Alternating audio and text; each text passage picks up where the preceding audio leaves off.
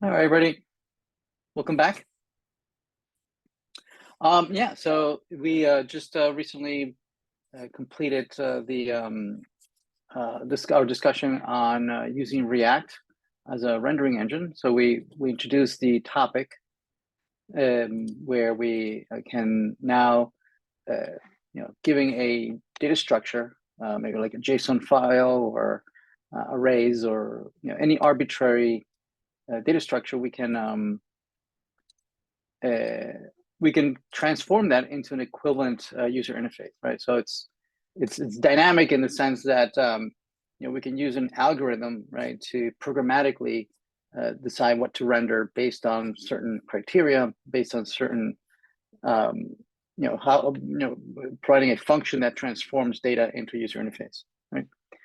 So we're gonna we wrap that up. So we're slightly ahead, and since we were supposed to have that holiday on Monday, we didn't. So today might be a bit shorter than usual. I don't want to get way too ahead from everyone else. So today we're gonna start chatting about the topic for next week, which is maintaining state. Right, we're gonna take a look at React state, the use state hook, right? We're not going to talk about Redux. Redux is a fairly complex topic, so I'm definitely going to leave that for next week. But yeah, so we're going to do some exercises to understand handling user events, right? And clicking and typing, and also how to maintain state, how to share state amongst multiple components. So let's talk about what happens when users can start interacting with the application, right? We know how to convert a data structure into a user interface. Now we need to know, well, how can that data change over time, right, as users interact with the application? Okay? A little bit about the dates. So the assignments due dates have been moved to the Thursday after they used to be, right? So it used to be that this Monday assignment 3 was going to be due, right? But we're pushing it off to Thursday, so a week from today. Okay. Also, so all next week we're going to be doing state management, right? Use the useState hook, how to modify strings, Boolean, integers, objects, arrays, right? How to modify them because of user interaction as they click, as they type, as they drag, they interact with the application. So that's all next week. So the week after that, on the week of the 10th, 23rd, right? On that, at the first half of the week, right? I guess it would be a Tuesday. So depending, this is which section this is, right? It's either a Monday or a Tuesday. We're going to review the exam. So I guess that would be on the 24th, I guess. And so we're going to take a look at questions from prior exams, and we're gonna solve them here together, right?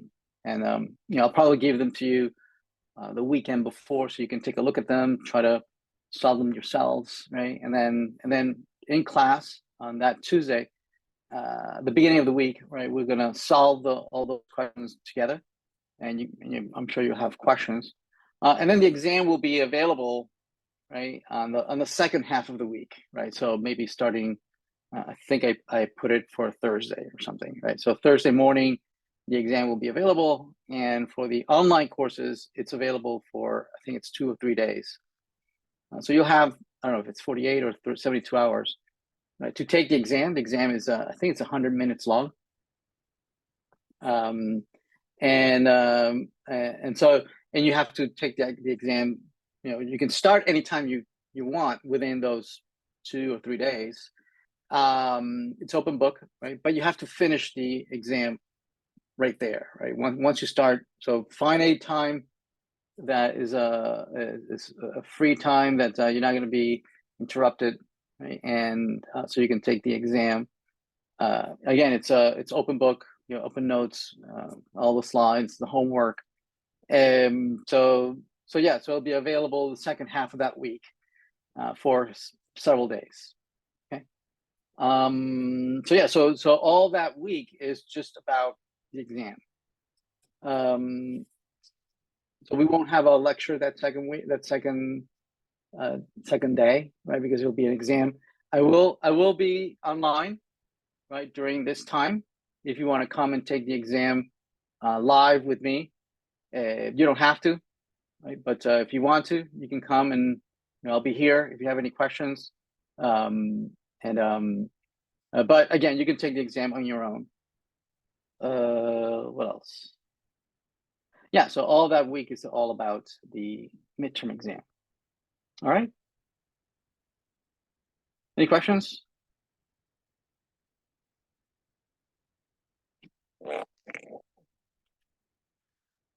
All right. Yeah, so let's bring up my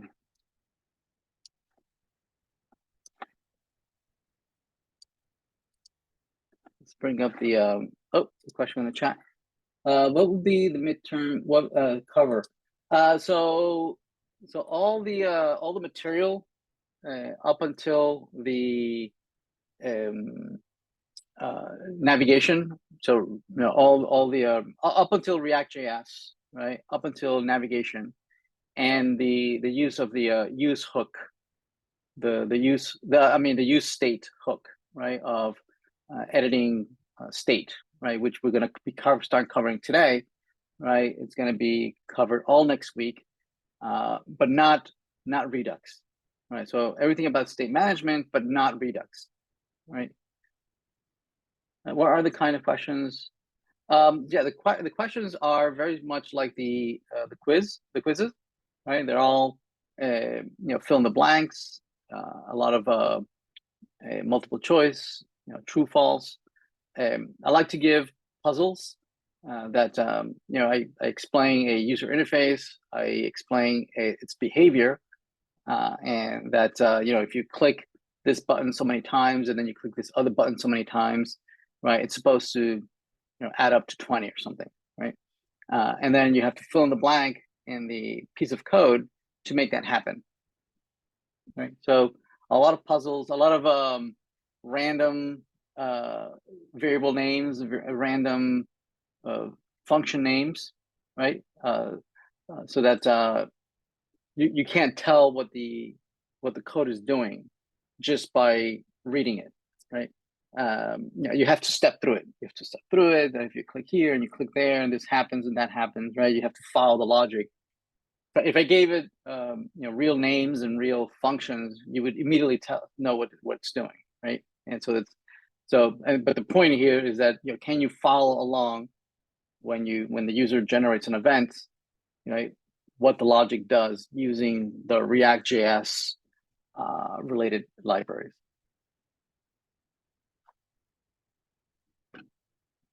Yeah, lots of multiple questions. Most of them, I would say, are fill in the blanks. Most of them are fill in the blanks, where I give you a piece of code and then you have to fill in the blanks to solve the puzzle. There will be some acronyms. Those are going to be some easy points. So make sure you don't you take advantage of those easy points of acronyms, right? What is an SPA, right? A single page application, right? So make sure you know your acronyms. Okay. All right. Let's see. So we're going to start working on the fourth topic, big topic, which is state management. And so, meaning users are going to have to be able to interact with our application. And usually, the way users interact is by, using the keyboard and the mouse, right? By clicking right on the screen, typing and filling out a form, right? So we need to know how is it that users enter data and how to handle that, right? And all the different types of events that users can generate in the user interface, right? So let's see if we have a branch that we can work on. So I'm going to create a fourth branch here. So git checkout A4. Okay. And let's talk about the state, right? Right. So I'm going to create a folder here for A4. Oops, do we have A4 already? Yeah, we do. So in here, let's create a couple of exercises and let's learn about events and how users interact with their applications. So, let's start this. And so presumably we already have a, let's see, let's put this here on the right-hand side. And if you go at the top, oh, it's going directly. So labs, assignment 4. So let's do some exercises with assignment 4, right? Okay.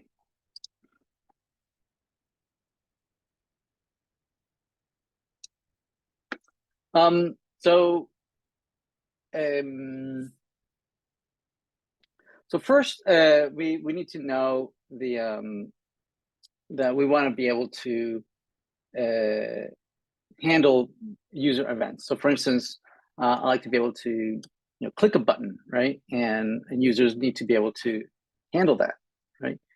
Also, we need to know that we can pass arguments, right, to functions and things like that, right? So let's create a simple button that we can click.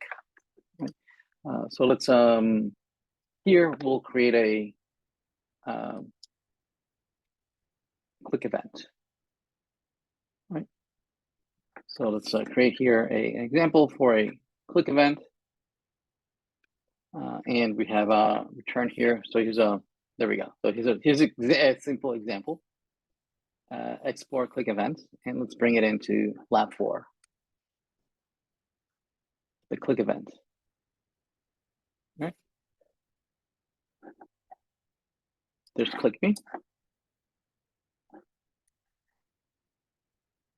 Okay. And so if I click on it, notice that it pops up an alert, right? And so if we look at the source code, right, you can see what's happening. You have a div with a button, right? Maybe you should have this in H2, the click event like that. There it is, click event. When you click it, right, the on click here is defining an expression, and that expression is embedding a function in there, right? Now you can embed it inside of the on click, right? Or you can declare outside and say, const handle the click, right? And then you can put the click button, and then you can pass this as an argument to this expression like that. See that? And so if I click it, this works. Everybody good? Make sense? And now if I need to pass, so notice I can use this argument, this syntax, right? Handle click no arguments, right? No arguments. So I just click it, and I'm not passing any arguments to the function. See that, right? Now I can have an alternative. Click no arguments. Okay. And but I can also have another implementation. I can use another syntax, which is an equivalent syntax. I can say, I can just copy this. This works the same way. I can put here an arrow function that has a call here, but in this case I do need to have parentheses, right? Click no arguments, but parentheses, right? So this one has parentheses, right? Click no arguments, embed it, and parentheses. So the function is embedded in here. So it's basically a function that is calling another function, right? And what this allows you to do here is that you are postponing the invocation of that function to a later time. Meaning, I don't want to call this function yet. I want to call it later, right? So I'm registering this function, which will be invoked, and we'll call my function here. See that? Right? Something you should never do is this. Is, for instance, remove this like that. See that? I'm not even going to save it. I'm not going to save this, because if I save this, this is going to create an infinite loop, right? What's going to happen is that when the parser, when it's being parsed, finds this call and makes the call, and that call changes the state of the application, and it causes it to call again, to re-render. And when it re-renders, it calls it again. So you are stuck in an infinite loop. So you have to be careful. Don't put this parentheses here. This is okay in plain old JavaScript. This is okay, right? But not in React.js. So careful, don't do that, right? So yeah, no. Right.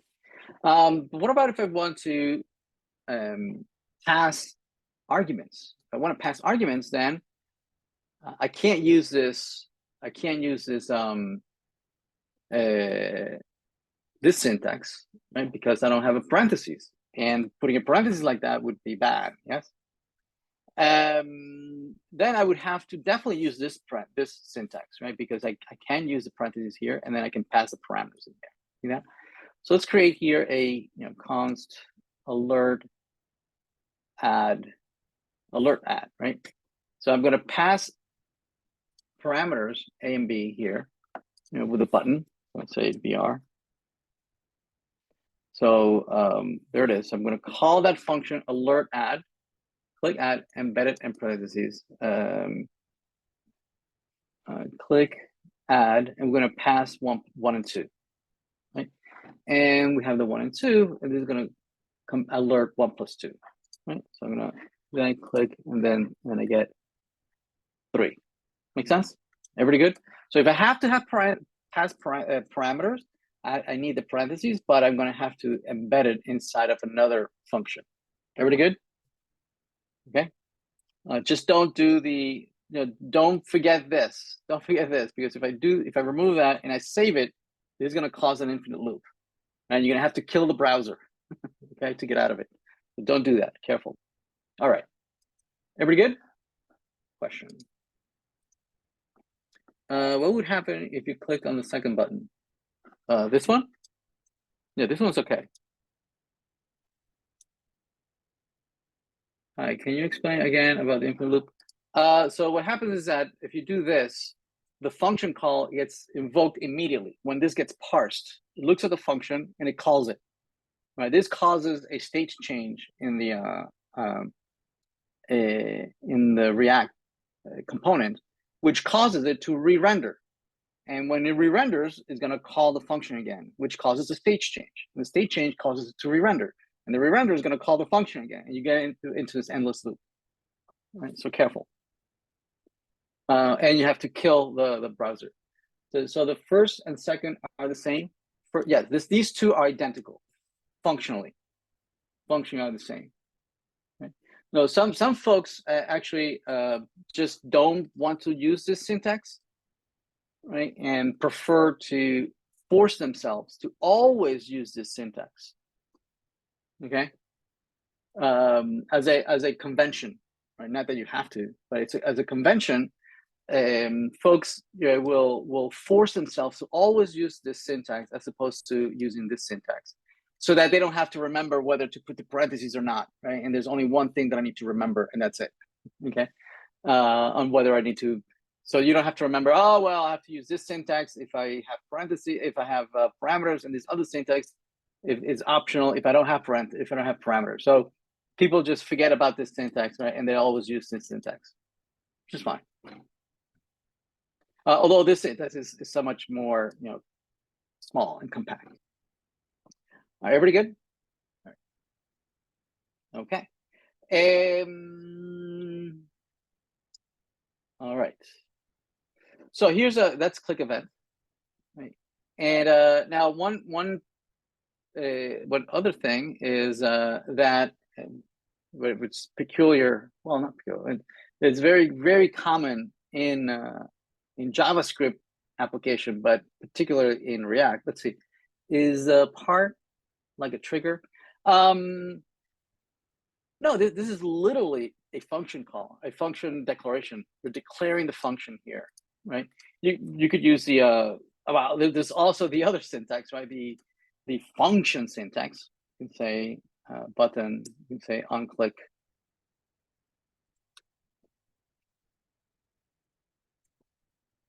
Or you could say function.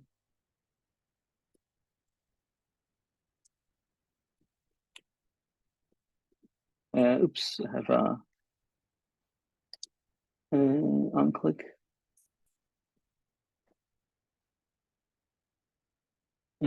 Function alert add.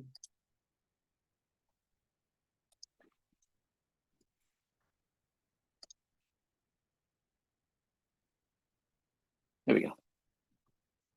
So this is yet another syntax, but this is very old syntax, right? Where you literally use the keyword function. So this, right? This is equivalent to this one here, right? Or this one. This and this is identical, right?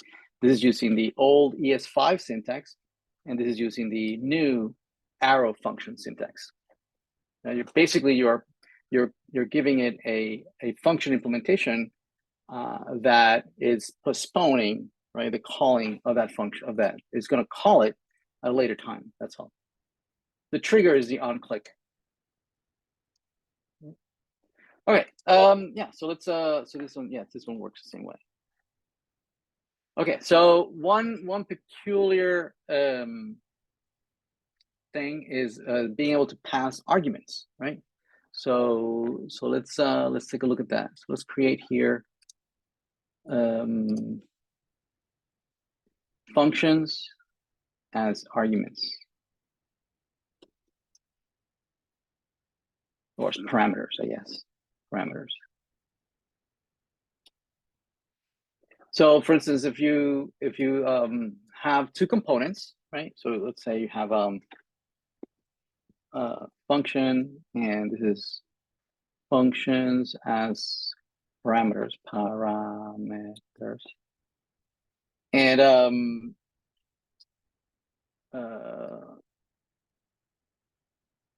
we have that and function as a parameter. And let's do and export this, and let's bring this into a. Let's close that.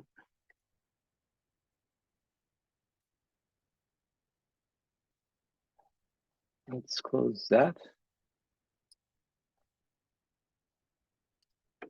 Oh my goodness, way too many things open.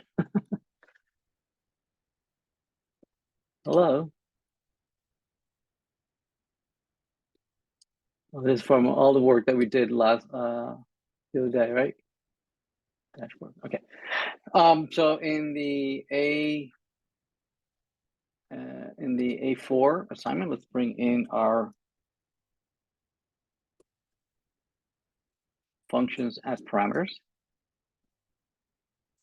So say you have a component that takes argument, takes parameter, right? So a really simple one, right? So let's say add. Okay, and this one says function add, and I can pass in parameters A and B, right? And this just returns A3 add. And then, I can render here the A, render here the B, right? And let's say that the equal is the A plus B. Okay. Actually, I need to convert them into integers because they're passed as, could be passed as strings. There we go. Okay. And we do the export. So yeah, so I'm going to render A add this, right, it's equal to that plus that. Okay, and so we can bring it in the function and say add. I'm going to pass. There we go, 1 and 2. So there it is. So add 1 and 2 is equal to 3. Nothing weird about that. Yes. Okay. So but say you had a function here.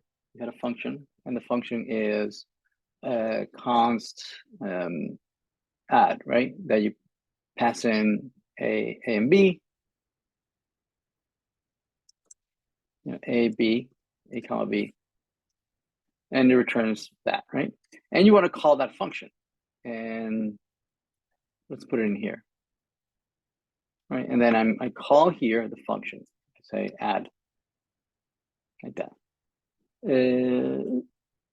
like that, right? So same thing, it works the same way. Yes, everybody good? We're still okay? So check this out, right? So that's one implementation, right? Say that for some reason, right, this function didn't exist here, but it existed here. See, the function existed up here, okay?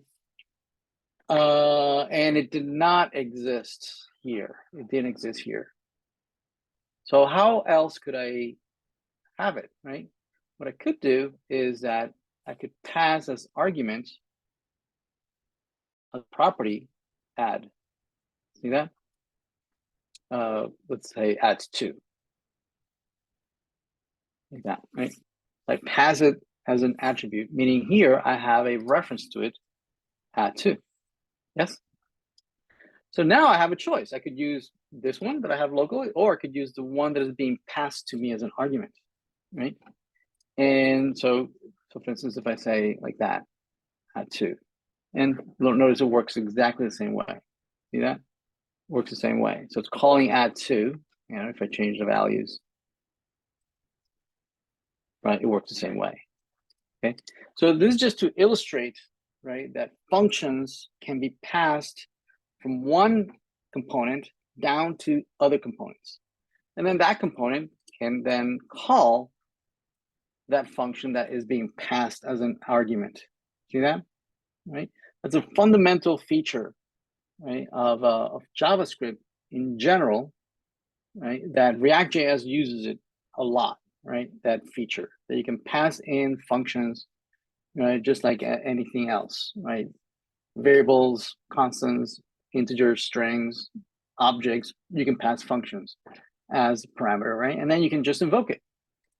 So we say that these parentheses are the invocation operators, right? What they do is that they check to make sure that the left-hand side of the operator is a function. If it is a function, it calls the function and it passes the arguments that you have here, right? So it's not like this whole thing is a function call. This is the function call, right? This calls on that function, passing it the parameters A and B. Right. So you might want to check to see if in reality add2 is of type function, so that I can call it, right, and invoke it. And we often do, right? We often do when we're passing an argument, a callback functions, right? We check to see, are you a function? You are? Okay, then I'm going to call you. Right. All right, so that's another feature, very, very common, very useful in JavaScript, but definitely in React.js. Okay. Yeah. So this click event, right? This click event.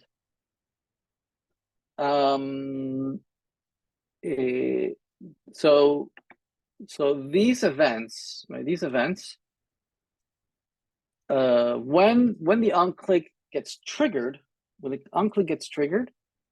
it calls this function, right? And it also wants to pass an argument. It wants to pass an argument right here, right? So let's create that. Let's say let's create a function file here called to the event object. So let's create here function event object. All right, so let's create here a button, a function const, handle event.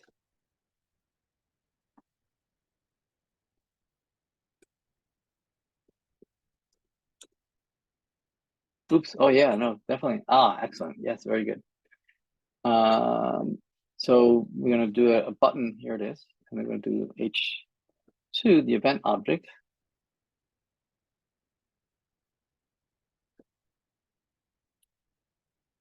Okay, and so let's include this. Let's export it first, and let's bring that into the assignment. The assignment 4. So the event object. So here's the event object, right? And so the event object, notice that is calling the handle event. So whatever function you give it here is going to, when it calls it, it wants to pass it an event instance, right? That encapsulates, right, all the things that happened, right? That generated that event, which in our case, it's the click. So we clicked on the button. And what it does is that it encapsulates all the things that happen at that particular moment, right? The timestamp. What time did it happen? Where was the mouse exactly, right? In which position was it on the screen, right? Whether the control key was being pressed or not, right? Whether the shift key was being pressed at the same time, right? Whether I was typing a character, right, and it gives me the character code. So all sorts of things are being. Also, in particular, it does the target. The target is a reference to the DOM element that generated the event. In our case, it would be the button, right? And we are printing it out to the console. So let's take a look at what the console says. Inspect. Look at the console here. There it is. Clear it. And so I'm going to click the button. Click me. If I click on it, it prints all sorts of things, right? So there it is on line 3. So it returns a reference to the button. See that? The button right here. See that? That's this console event.target. Yeah. Right. If the button had an ID, right? Click and click on it. There it is. See that? It's the button whose ID is click. So it gives you back a reference. Notice that if I hover over it, it highlights the DOM elements here. So this is a direct reference to that DOM element. Okay. Plus the type of event. So the event was click. It could have been double click. Let me see if I don't know. Does it? Yeah, no. You have to have an on double click as opposed to on click. Right. Other things. Let's see the X and Y position. So at this time, my mouse is 50 in the X direction, and it's 177 pixels from the top. Right, so it tells me exactly where the mouse is.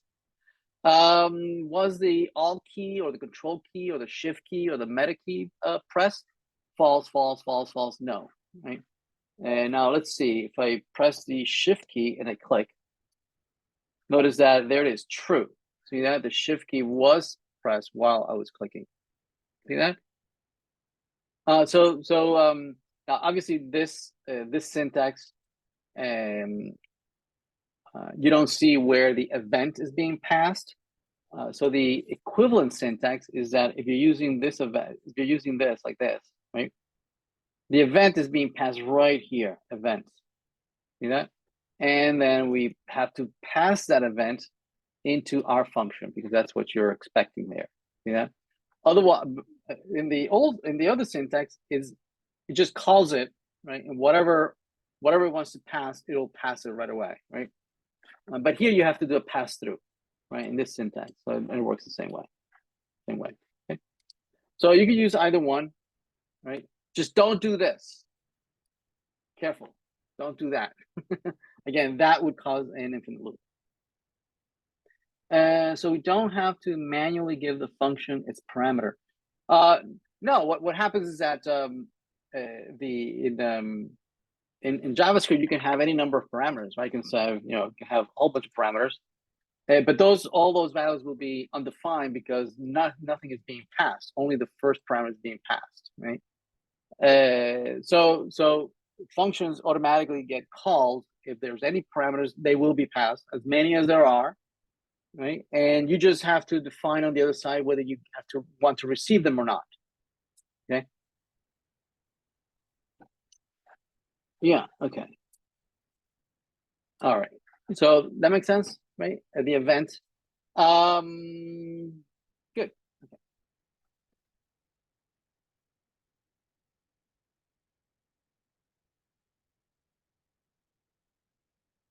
All right.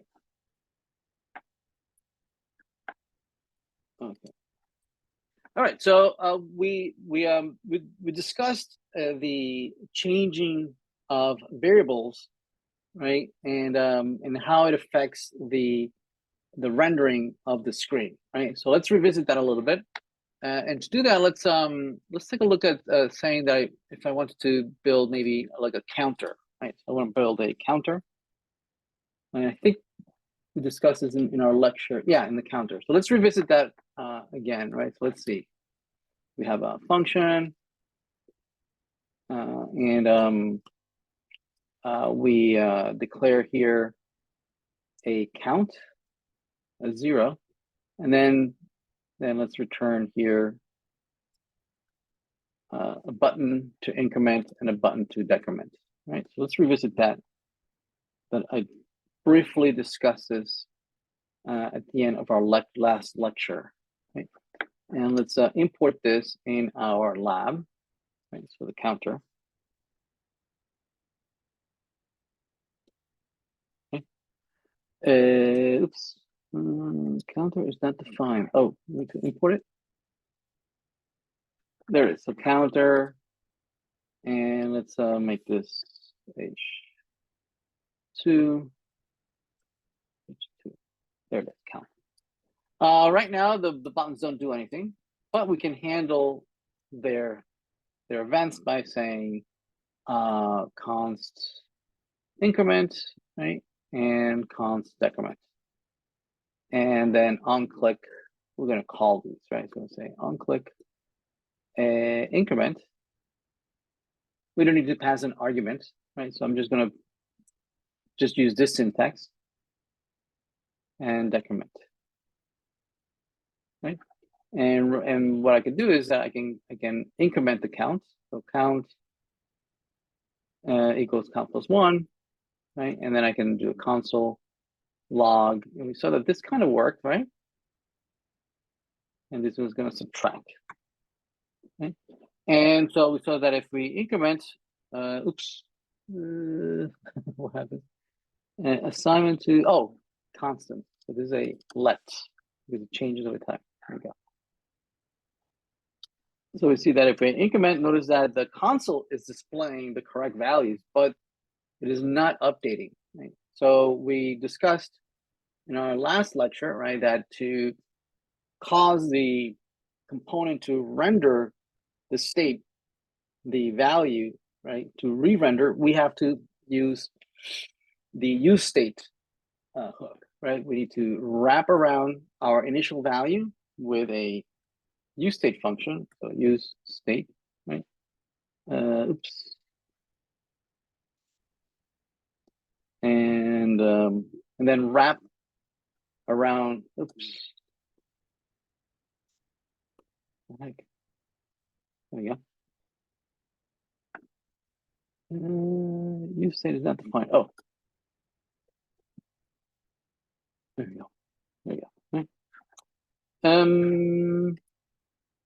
So this still doesn't work, right? I'm changing the value.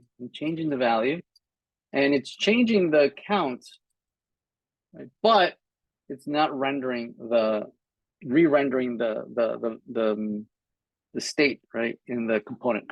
And that's because we need to use a a function here, right? So this is a destructor syntax, right? So useState is returning an array, right? So this is returning something like this, right? Counter state, right? And then the first element of the array is the count, right? Is the count. The first element of the array is the actual value, right? And like that, I can it's the actual value. So I can show it to you, but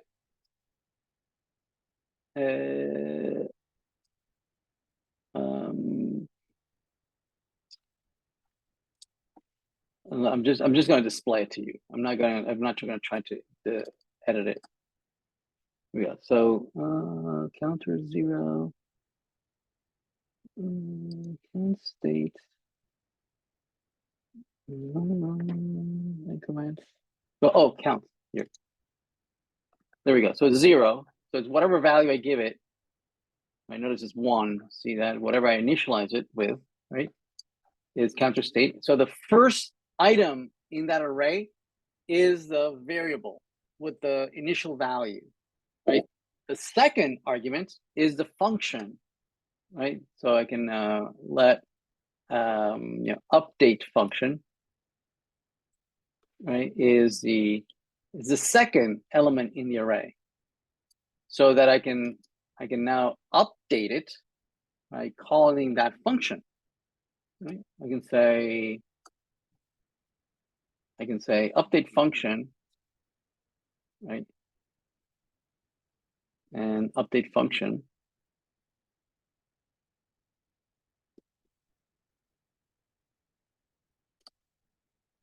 Okay. And notice that now it works. See that? So basically, useState returns two things. Right? I'm sorry, it returns one thing. It returns an array whose first item is the variable itself, properly initialized. Also, it's bound to the value as it changes over time. Then the second element in the array is the function that allows you to update that variable. Now, this is very hard to read, right? It's horrible to read it like this, right? So instead you can use the array destructor, give it proper names like count and set count, right? And so now I can, instead of using these ugly names, I can use my nice name again, right? That set count, and this would be the count plus 1 and count minus 1, like that, right? And just display the count here, right? And then this works the same way. See that, right? So now it's much easier to read, right? Basically, you have a variable, right? Properly initialized, and there it is. So properly initialized to whatever the initial value that we give it, 10, and then the set count updates that variable, and it tells React.js, hey, the state has changed. You should re-render, right? Wherever you have a reference to count, right, you should re-render, right? So anywhere. So if you have another, H3 here with count, they're all going to be updated, right, to the latest version. So notice that it changes wherever you have a reference. The state changes, and then React.js targets to update those DOM elements. Everybody good? Now the names that I chose here are, make sense, right? They are, they are behaving, and they are what they mean, right? You also +1 in decrement. Oh, thank you. Yeah. So notice that I chose names that make sense, right? Of what the behavior is happening, right? The counter, I'm incrementing the count and whatnot. But the names don't really matter, because remember, the binding of whatever useState is returning, and then the array destructor is by position, right? Position 0, position 1. So the names don't really matter, right? If this were a curly bracket, we're using an object destructor, then the keys would matter, right? It's whatever keys they use when they're returning, it has to match the keys when you're destructing, yes? But here they don't matter. So I could choose a gibberish name, right? I can use some weird name for the count, right? And this still works. Okay, so also for the set count, I can choose some other weird name, right? As long as it's doing what it's supposed to do, right? Notice that it still works, right? So the name doesn't really matter. We, by convention, we choose, right, a meaningful name for the variable and then a meaningful name for the setter, right? So that it describes what it's doing. Right? So I'm gonna undo that. So careful, right? There might be a quiz question like that, right? Where I'm using gibberish names and you have no idea what's going on, right? So for instance, in the quiz, or in the midterm exam, you could find the fact that this is called, you know, XYZ, RST, MVP, blah blah blah blah blah, whatever, right? So you don't really know what's going on, right, until you follow along and read it and pay attention, right, and just connect the dots, right? All right, everybody good? Okay. All right, so let's take a look at another one. Say I want to handle now, Boolean variables, right? So let's do a Boolean Boolean state. Okay. Let's do a function Boolean state, and let's declare const done and set done. Right. So it's done or not done, and then you can have a function that, as you click, right, it toggles something as being done or not, right? And so for instance, in a return, you can have a Boolean state and a button. Then when you click on it, it calls handle click. What it does, handle click, it toggles, right? And depending on done, right, it's going to render here. Depending on the value of done, it'll render done or not done. So let's see what this does, right? Let's render that. So let's take it over to index. This will be our Boolean state. Boolean state. Oh, I need to import useState. Okay. So it is. So right now it's false, right? It's false. Done is false. So this is false. So it renders as not done. And if I click on it, it changes to done. See that?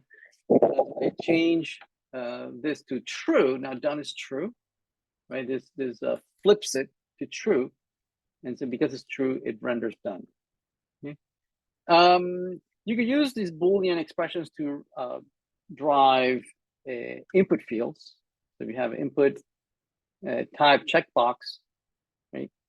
Here it is, right? So and notice that as I click on it, it renders whether this is checked or not. Right? So if I click on it here, notice that you can see this as toggling as checked and not checked. It's changing the value of the attribute of the input of the checkbox input field, right? Which renders either whether the checkbox is checked or not. Now the input field itself can control the state, right, of the checkbox of the state variable, right? It's going to unchange. So if I click on it, instead of on click, it's on change, right? So if it changes from by clicking this, it becomes true or false. right? And what it does is that it calls handle click to toggle that that checkbox, right? So this works the same way. See that? It can also be used to, just like over here, that the flag, the Boolean, is used to choose whether you want to render one thing or another, right? These could be whole components, right? This could be an entire, something like this, right? It could be a whole div, right? Oops, right? With maybe an oh, it's already an H3. So inside you can have an H3.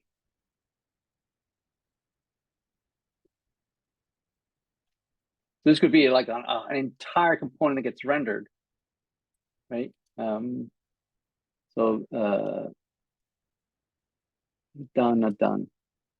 Oh, and I didn't put anything done. So done. So it renders as a small little piece of text or as a whole header. It can also be used to render an entire div, right? Maybe, if it's done, right?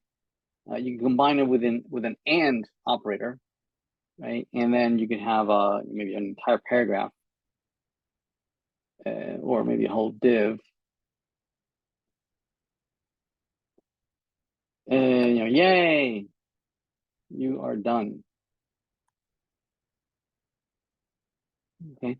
And maybe you can style it. You can say class alert success.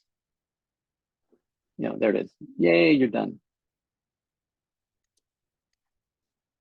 So if I click on it, right, it appears or doesn't appear that you're done or not. Okay. Yeah. Okay. So Boolean expressions. How about string variables, right? So string.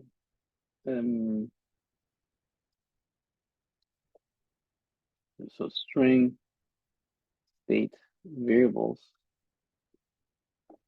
So you have a function here of a string state variables. Right? So this is maybe it could be the name of a person. Here's a whole bunch of them. So here's a whole bunch of state variables, right? You can have several. Here we have one is a string. This one is a number. There's another string, a string, a string, right? So a whole bunch of state variables. And each one, let's see if my AI does it for me. Okay, maybe not. H1. Okay, wait, no, first, actually, no, this should be a div first. And then H2 string state variables. And so let's see John, right? Where we're going to display the John Doe, the name, right? So we can say H3 the name, excuse me, and maybe an input field. An input field that we can initialize the value as the name, right? It's type text, which is the default, so I don't need to put that. But then the on change, see that? Look at this. So see as on change. So as you type, what we're going to do is that we're going to grab the. So notice that if I don't put this on change, look what happens. So let's let me include this. Let's import this. Let me add it to my assignment 4. So this would be string state variable. I always forget import the useState. So this is what happens, right? I can't change it. See that? I can't change it. So what's going on, right? So I can handle a change. I can say handle, const handle name change event. I'm going to receive the event. So I'm going to do console so you can see the event. So the event that's going to be passed here, right? I'm going to say as it changes, as I type, I'm going to call the handle name change. I'm going to call it just so you could see what it renders. Right. So if I like this, and so as I type, notice that I typed the letter D. So the value of the target, so event target, that's the input field. There's the input field that is generating the event. So yeah, so you can see that, right? If I print out the target, just the target, okay, notice what happens if I type. It says the input field generated the event. But if you want the value, you can say, the event.target.value. You can see the value of the input field. If I type Q, then it's John Doe Q. Now, but notice that this hasn't changed. See that? It hasn't changed. So let me type it now, the W. See, John Doe W. Right? So it's not accumulating, right, the values from my prior stroke. Right? So the only way for it to remember what you typed, well, first of all, why is it not changing? It's not changing because the value is forever stuck to be whatever the name is. And the name is John Doe. Nobody's changing it. So why should it change, right? The value is always tied to whatever that variable is. And that variable is John Doe. Nobody's changing it. The only way to change it is to call set name, right? So let's do that. What we could do is then not only do the console, but we can also call set name. And we'll pass the value. What this is going to do is it's going to accumulate. It's going to remember that you added a Q, that you added a W, that you added an E, right? And it's going to change over time. Right?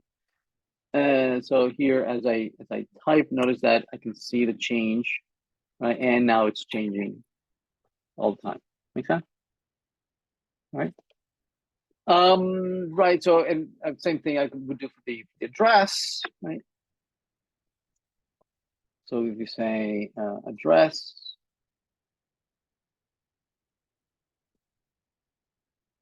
We could put an input field. Okay, this would be for the city. So input value city. Oh no, address. Sorry, address. So notice that here I'm calling a function to do it. Here I'm deciding it to do it right there, embedded inside of the onChange, right? If it's something trivial like this small little line, then by all means, embed it right there in line with the onChange. But if it's something more involved, right? Although you could put it in here, right? If it's just one line, you don't need the curly brackets. If it's just that one line, right? But if you need more than one line, you'll need to put the curly brackets around it, right?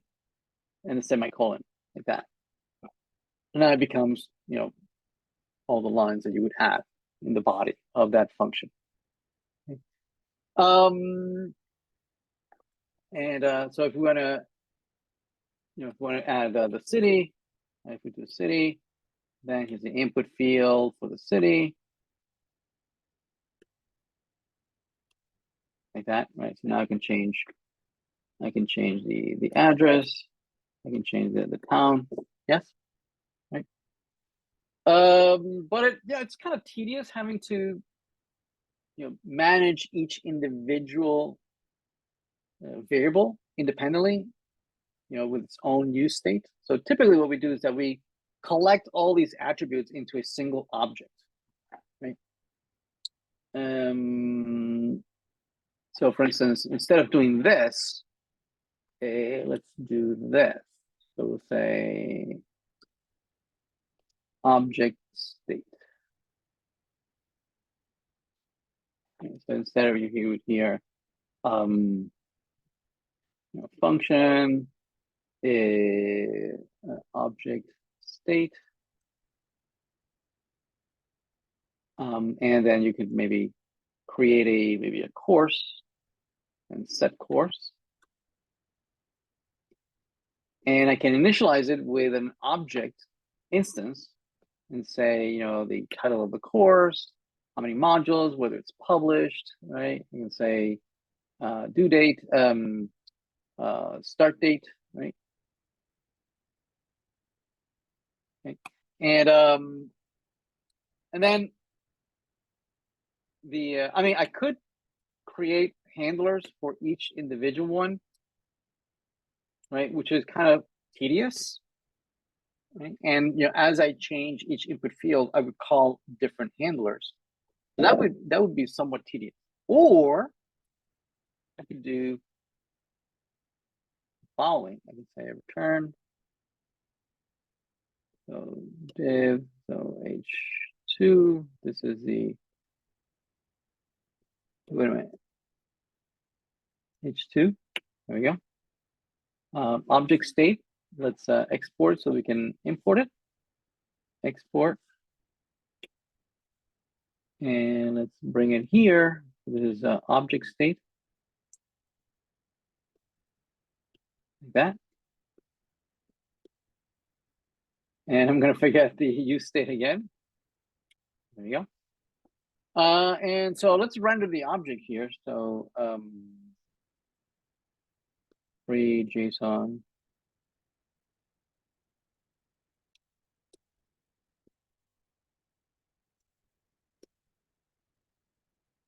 Why are you not suggesting it? I got offended. Course null two. So here's my object. There it is, right? Here's my object that I'm rendering. And let's create an input field for each one of these, right? So we say, you know, input where we can type in the title. There's my title, right? Maybe I can add the class name to be form control.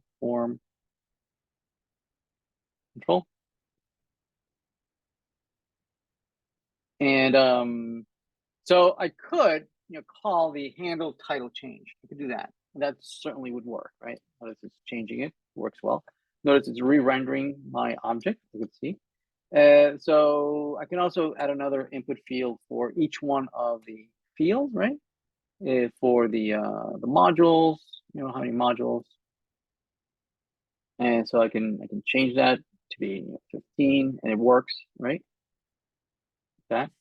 But right, a more, I think a more compact way of doing the same thing, right, is instead doing the following. Here, you can take the event, right, that I can get the value using e.target.event, and I can say I can use the set course directly. Look at that. That's much better, right? I can call the set course directly, copy the course, and just update the title. You know? Again, I do the same thing for the modules. I can just, the only thing that I need to change is that I am modifying the modules, you know? So that's much nicer, right? I don't have to write all these handlers, right? They're irrelevant now. I don't need them. I mean, yeah, I mean, if I want to deal with each one individually, maybe I want to validate them, right? Make sure that, right, the number of core modules are within, you know, they're positive values, no more than 20 modules, things like that. Then yes, individual handlers can be useful. But if I'm just, you know, just have a quick form that I want to, you know, populate, I don't need the individual handlers. Right?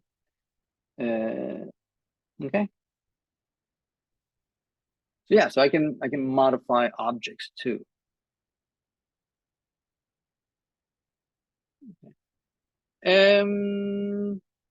Yeah, so let's talk about arrays. Right? Those are the most interesting, I believe. So we have you know, array state. So if we have here you know, function array state, I can declare the how many modules I have. Maybe I can say, you know, const modules and set modules, and the modules could be objects, they could be strings, right? let's work with something simple and just strings. So this would be module 1, module 2, just that, right? Start with 2 modules. And it's easy to render them, right? I can say, const, I can say return, right? I can say array state. This is already creating an append, right? Here's my UL that allows me to iterate over and display my modules. And so let's import the state, the useState, and let's export this. Very good. And in the assignment, let's import our array state. Question on the chat. Hi, Professor, can you explain the syntax for the ... Yeah, we'll do it in a minute. But that's we did that in assignment 3, right? It's the spreader operator, right? That what it does is that it copies the old properties or items into a new data structure. So we use that in the object state. What we're doing here is that set course, right, is passing a brand new object, which is made up of the old values of courses. So I'm spreading over all the properties of the old object onto this new object. So I'm basically doing a deep copy, right? But I am overriding this particular property title. I'm saying, yeah, this is going to copy the old title, but I want to override that title to be something else. Okay. All right. So can you override multiple? Yes, you can override everything. Yes, absolutely. So here, so we have here's the modules, right? And maybe we can paint them a little prettier. This group, and this would be class list group item. Okay, there they are.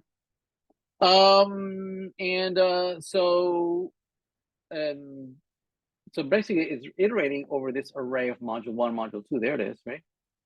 So I can modify now the array. I can, for instance, append to the array. Notice that push won't work, right? Basically, we need to rebuild the array so that it contains all the old modules, right? And I want to append a new module. I can call it new module.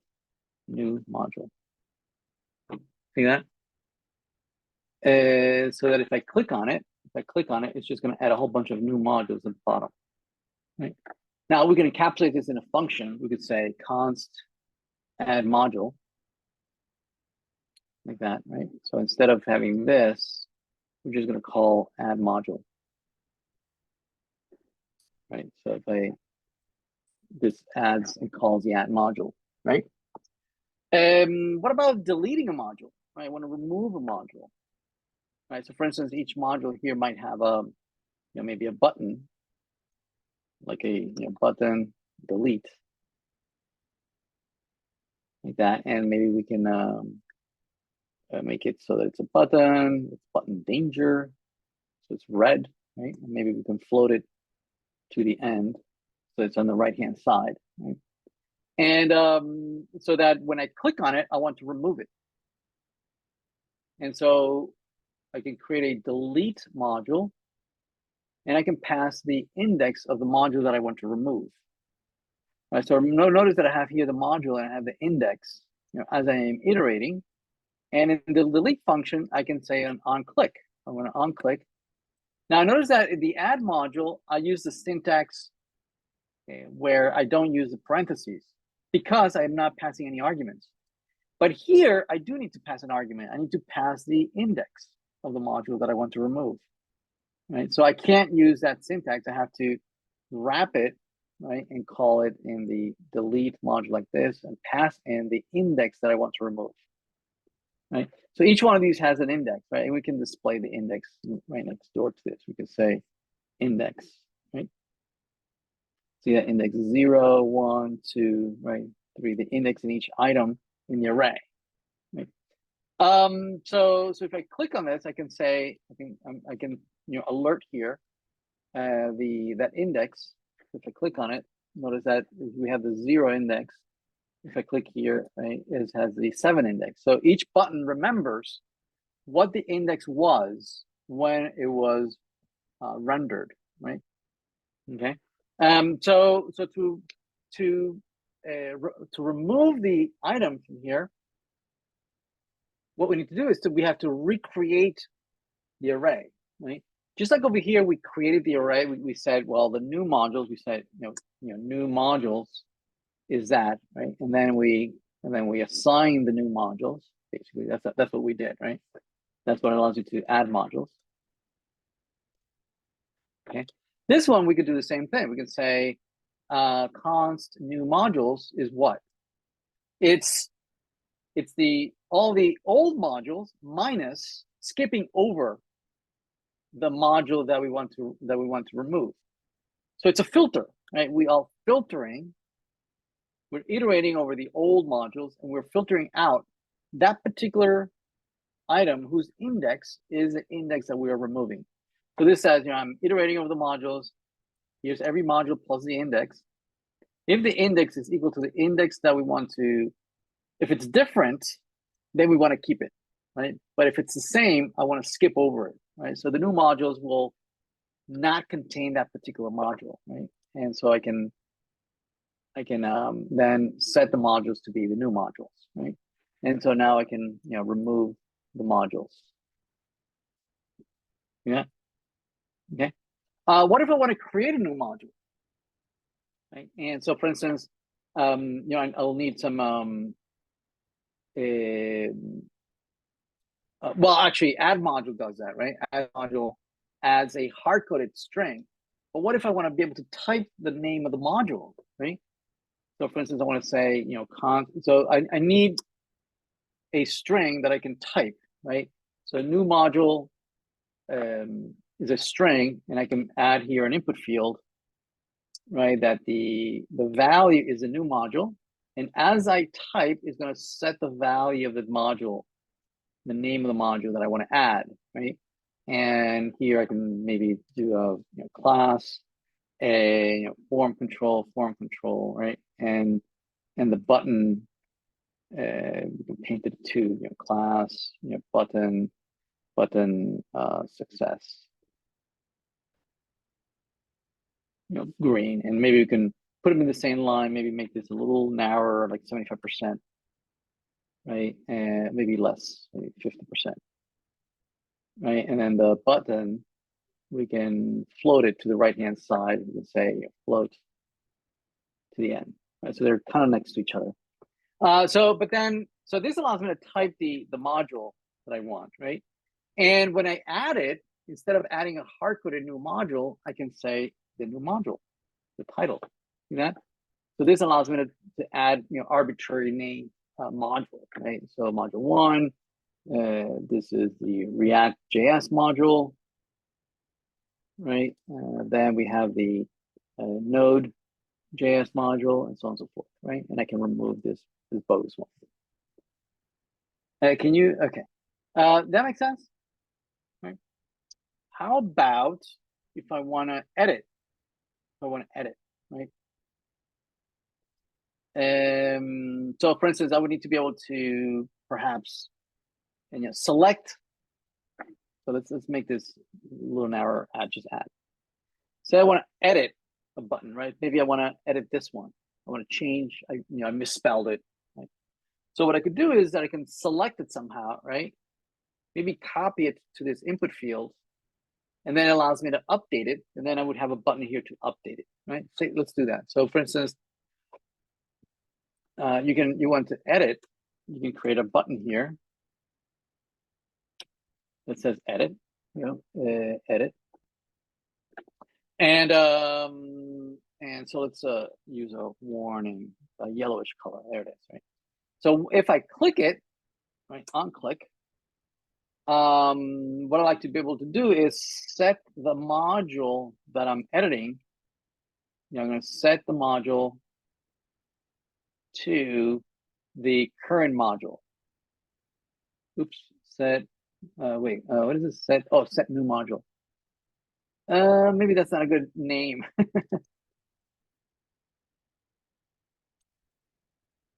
Module, set module.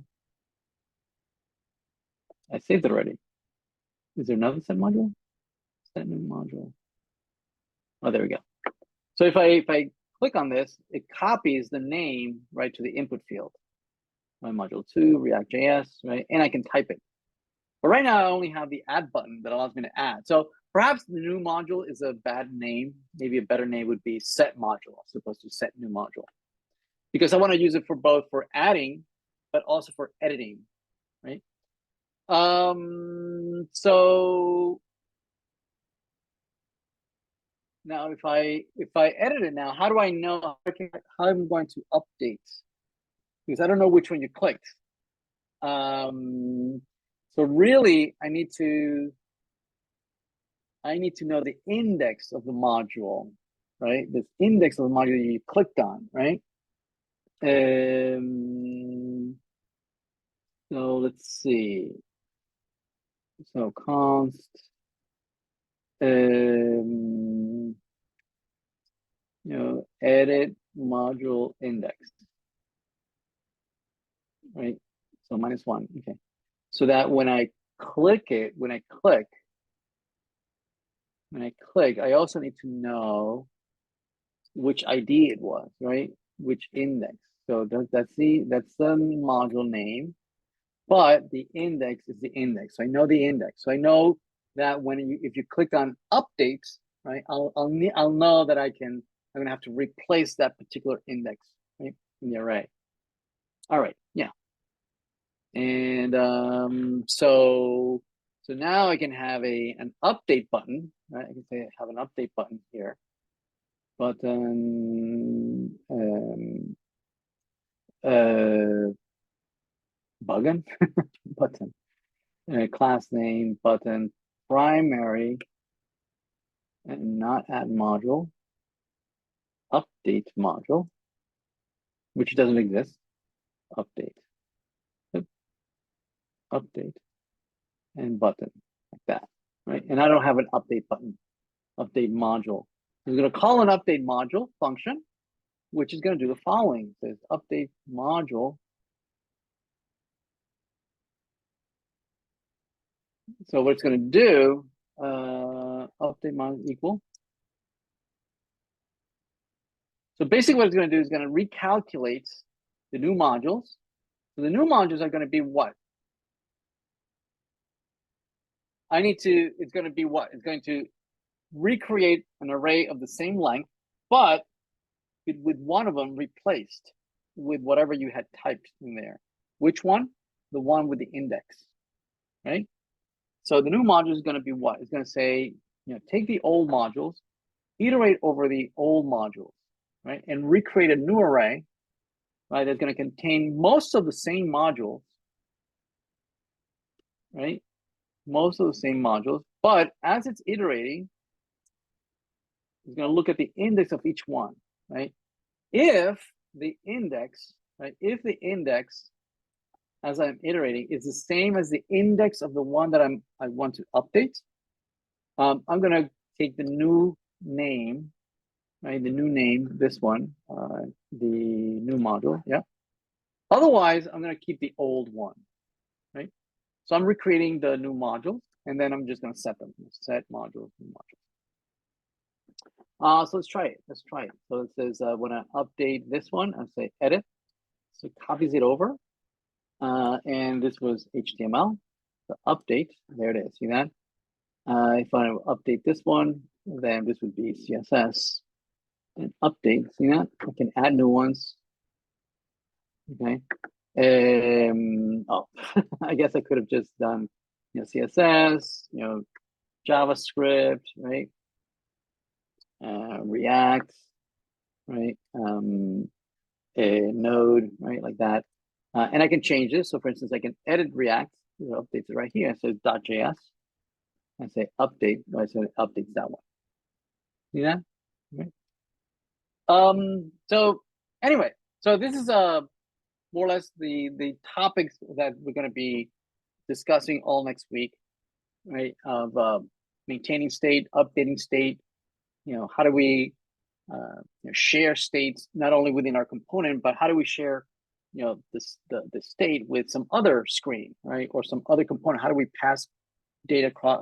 How do we talk between components and things like that? So, and so we're going to use this, right, to revisit our Canvas application, right? And it's going to allow us to, instead of having that hard-coded array of courses, an array of modules, and array of assignments, we're going to be able to add new courses, right? Delete modules, right? Edit assignments, right? And now notice that all these changes are not permanent, right? These are all within the session of the browser. If I do a refresh, everything's gone, right? It resets to the default original state here, right? Everything's starting to come away. So right now we don't, even though we're going to be able to modify data and add and remove content, things like that, if you do a refresh, everything's gone, right? So for that, for this to be permanent, right, we need more support, right? We need a database, we need a server, we need a much more infrastructure, which we don't have just yet, right? And that's going to be the topic after the midterm, right? We're going to talk about servers, database, permanent storage, maintaining session, right? Being able to log in, and so on and so forth. All right.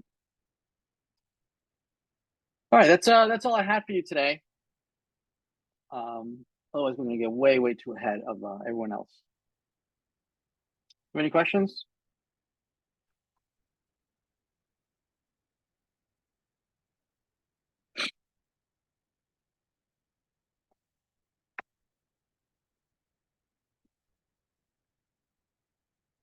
All right. Have a great weekend, everyone.